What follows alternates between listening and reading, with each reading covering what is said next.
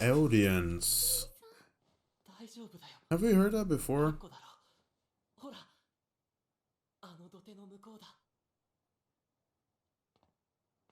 They're clearly in a forbidden part of the. They're not allowed here.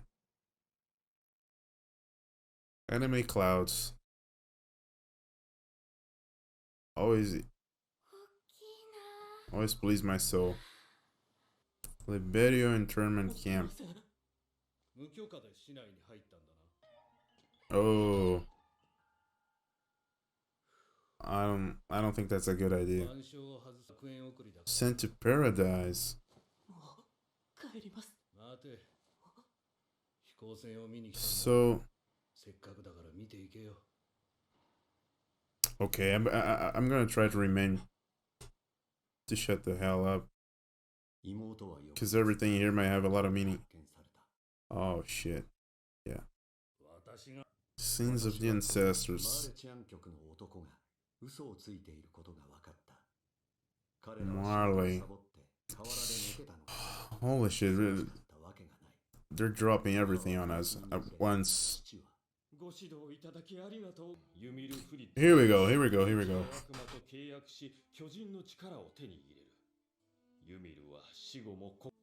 Ethnic cleansing.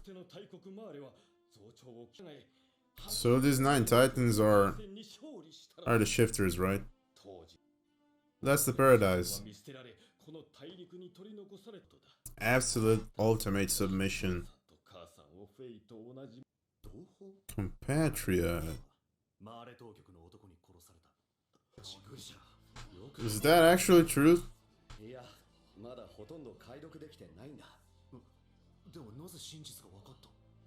Hmm. Yeah. So they're keeping ambiguity as much as possible, and that's amazing. Fritz. She's royal femme, she's royal blood.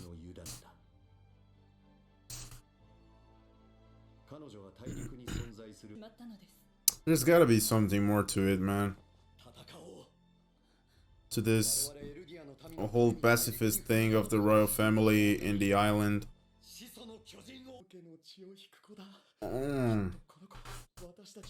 That makes sense. That makes sense. So, what's his actual angle in this? So he disagrees with his father. He's not on the Eldian side, or is he?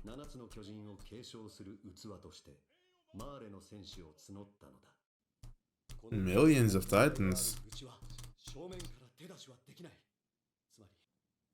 That makes a lot of sense. That's the only way you can. So he's using his son, and he's holding an ape. He flipped on them.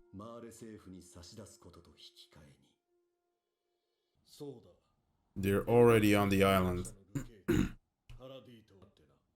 Pure Titan. It's dumb Titans, right? That's the same guy. Chubby Hitler right here.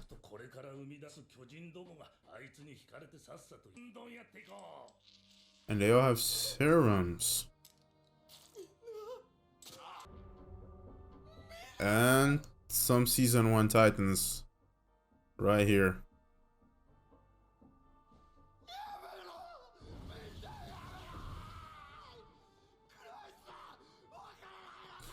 Well.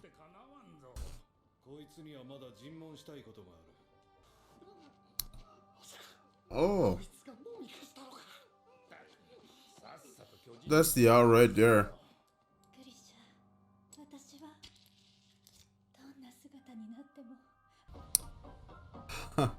She's the smiling Titan.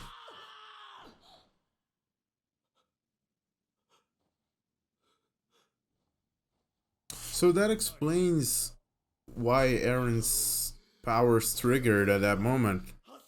back in season 2. That because he got in contact with Royal Blood.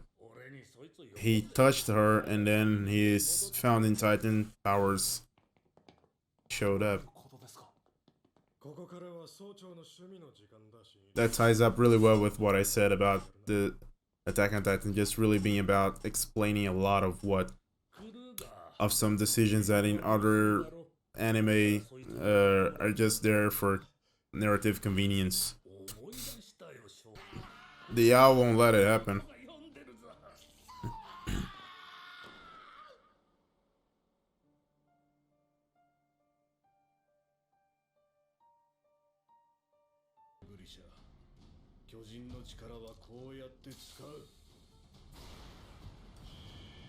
Oh, he's the one who Grisha took the power from.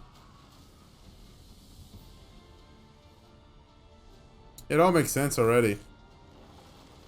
A lot of answers. A lot of answers. They're giving us everything. Just spitting in our faces. Wow, that was a cool shot. Ooh. God damn. That was a lot. That was a lot. Never thought we would get so much from a single episode.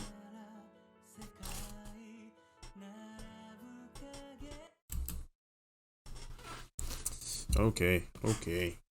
That was a lot. That was a lot. A lot has been given to us, and it was given in a way that it didn't feel very rushed, and it filled the right gaps. In a sense that it's very fulfilling and entertaining, really.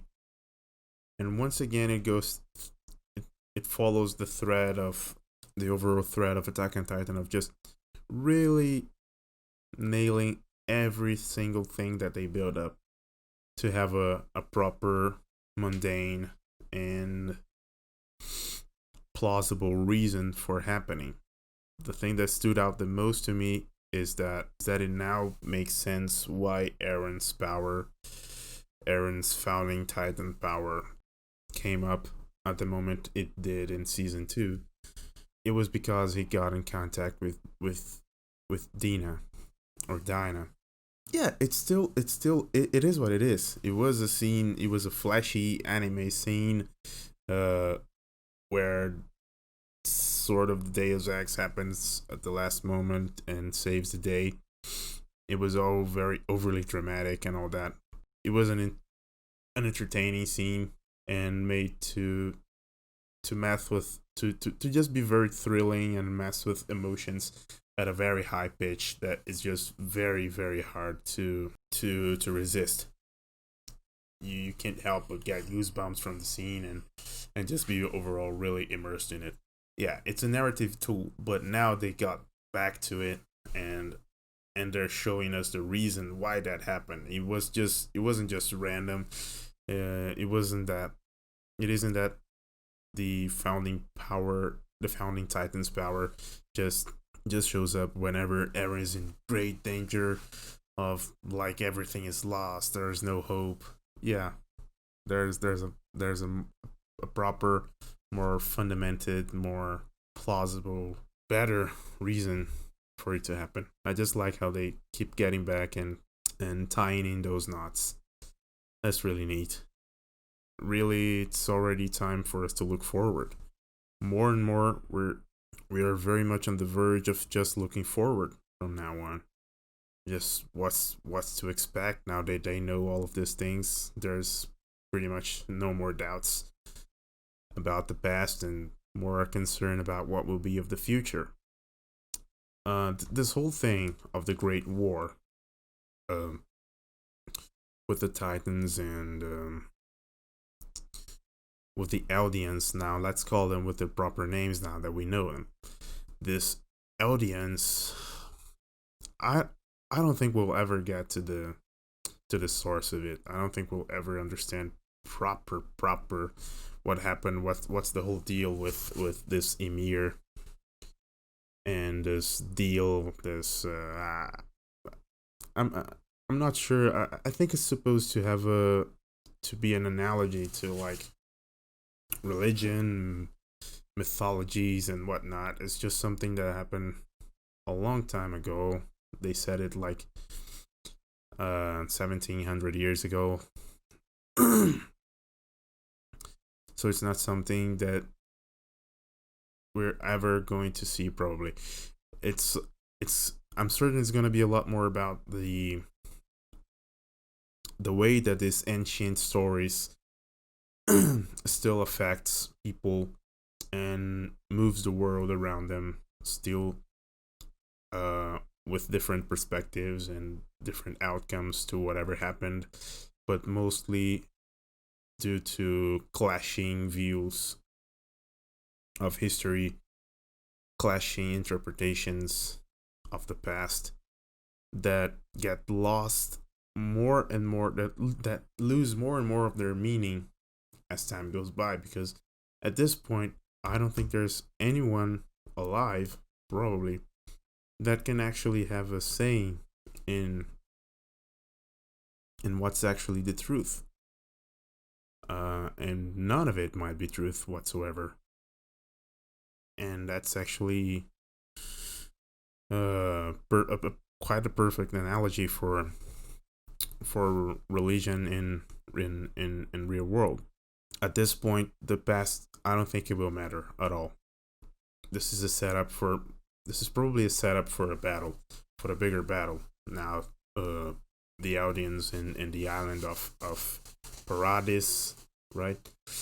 Now it's up to the audience in the island of Paradis to just lash back and I don't know. It's probably going to take us to the point where we will question Eldians as well. I am seeing this setting up to be an all-out war where the characters we got used to, the characters we rooted for, the characters we followed along all these years, this is all setting up to put them in scenarios where they will have to face very tough decisions, very tough moral conflicts, and get involved in very tough situations that will challenge their notions of right and wrong. And war is horror, and now it's not going to be so black and white anymore. This is all in the long shot. I don't even know if any of this is gonna happen. This is just the prediction time. But this is what it looks like to be happening right now. I think the past will matter less and less, and we will be seeing our characters doubt themselves, doubt and question what's right and wrong frequently, which perspective should be the dominant, and if any. Yeah, very interesting the way they set this up, especially like that scene where we even caught a glimpse of how passionate. I mean, the whole thing with Grisha's journey here has been passionate, right? You just cannot put aside the fact that revenge is what started it all. Having your sister being brutally killed like that, it can't be ignored. And so when the very first step was driven by as an emotional response, the rest of it tends to get influentiated by that feeling, by that drive. And at that moment, that scene where he's reading the ancient texts and all that, there we can clearly see the proper illustration for what I've just said. That is like all these conflicts regarding history and regarding myths, regarding religions, and these things, they're frequently used as pretext to just output something that is lying underneath, which is a passionate desire for revenge and change. Grisha is intentionally, conveniently shaping the history to try and bring everyone into the same mindset of conflict, of revolt, and just fire up everyone and making sure that everyone shares this very heated mindset that you need to keep a revolution. The thing about Zeke was kind of interesting. So this is his personal trait. Like, he decided by himself that he would not follow his father's orders, that he would not go follow his father's footsteps. But he ended up being chosen as a Marleyan soldier anyway. That's really interesting. So he indeed is working for Marley. At this point, he might have had a change of heart somehow. He might be a spy the whole time. I don't know. That doesn't seem very probable right now after all he's done. Maybe he maybe he wants to snatch the founding titan for himself to push his own agenda, whatever it may be. We don't know yet. He just doesn't strike me as the kind of guy who would uh oblige to the will of Marley that easily. Maybe he still has his own personal hidden agenda that we will find out at some point. He's probably now on his way back to Marley. But who does he answer to? This is much bigger than I thought it would be. I mean, I knew there was a civilization here, and that, yeah, but the world is basically like World War Two. It's basically at World War One point, right? Yeah, that's really interesting that they put it on perspective that the era of Titans is drawing to a close, because they have all this weaponry now, right? They have a lot of they don't just have the best thing humanity have is not just cannons, as Paradis led us to believe. They're far more advanced than that. They have planes and whatnot. So very soon the Titans will not grant them the edge that they have right now. So their dominance is being threatened. This further helps to establish the this tone that everything is drawing to a close, and we should be looking forward. We should be looking towards the future, because the Titans will not be so preeminent in only a few years. The Titans are not going to be so preeminent anymore, and in the larger scale, it's pretty much looking like the extinction of Titans is on the horizon already. So this is also a matter of the future of all of those people, because if Marley loses the edge they have on the Titans with the Titans, if they go through a supply shortage and Marleys just keep themselves isolated, it will lead to the extinction uh of both civilizations. That really brings an emergence, that really brings a rush for us to look forward to what will happen. That was really well done and very interesting. So yeah, everyone is basically biased. Everyone is basically creating stories to make believe, and throughout the years, those things escalate to a point in which it's basically impossible to know the actual truth. For the audience living in Paradis, that was actually still possible because their history is very recent.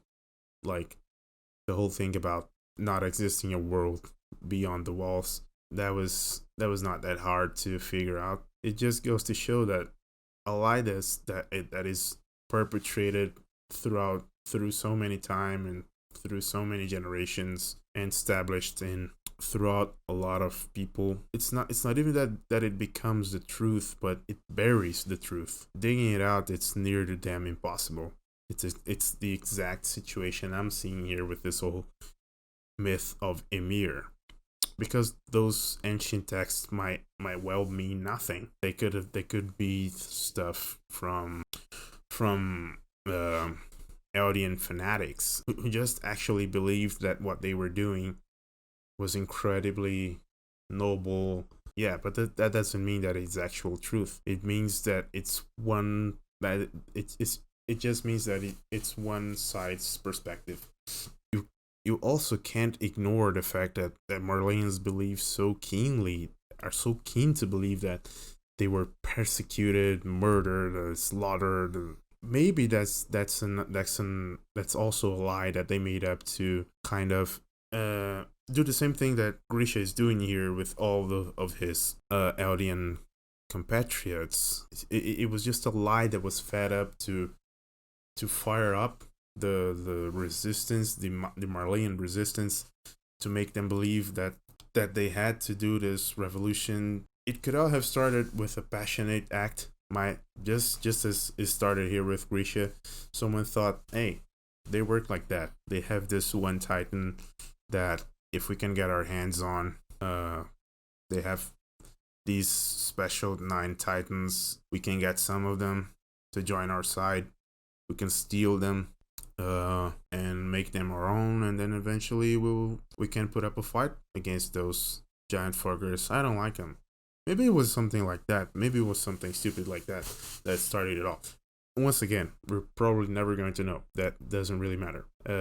It's just that it puts scenes like that with Grisha just forging his own truth. They're very cool to put things like that, to bring things like that into light. That truth can be shaped, can be used as subterfuge for many other things. That was really interesting. And yeah, so 9 Titans.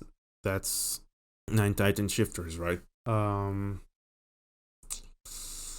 That means like that would be Aaron's Titan, Reiner, the Armor Titan, the Beast Titan, Colossal Titan, uh, Ani's Titan 5, that Quadrupedal Titan 6. Am I missing someone? I'm probably missing Aaron, Reiner, Berthold, Ani, Zeke. That quadrupedal thing, we don't know who it is yet. Well, Ymir, obviously. Ymir could change too. So that's 2 left, right? That we don't know of. So I think that tells a lot about how much of the story we have left and how much we should look forward to the future. I think that those 2 last Titans, if I'm not forgetting anyone, that those 2 last Titans are going to be revealed in the near future, and they will not be very instrumental in the development of the history, in the development of the narrative. They will just be there. We'll know who they are. They will have their role, and the bigger picture goes on. So the owl has the green-eyed Titan. I don't know if he has a name. He probably does. He will pass on his power to Grisha and tell him, dude, now that the revolution is dead, we only have one option. Go inside the walls and steal the fucking founding Titan. That's our only choice here. It's either that or the Eldians are finished. But why doesn't he do that himself? That's the question. Maybe Grisha will steal it from him for some reason. I don't know. I can't see that happening right now. Grisha is broken. Maybe he has a hope for making Dinah go back into a human. I don't know. The only thing that might actually make it so that we actually have to check their past a little is to see how are the Eldians special. Is it all because of her of Ymir's blood and Ymir's ancestrality? There's gotta be something deeper there. There's gotta be something deeper to it.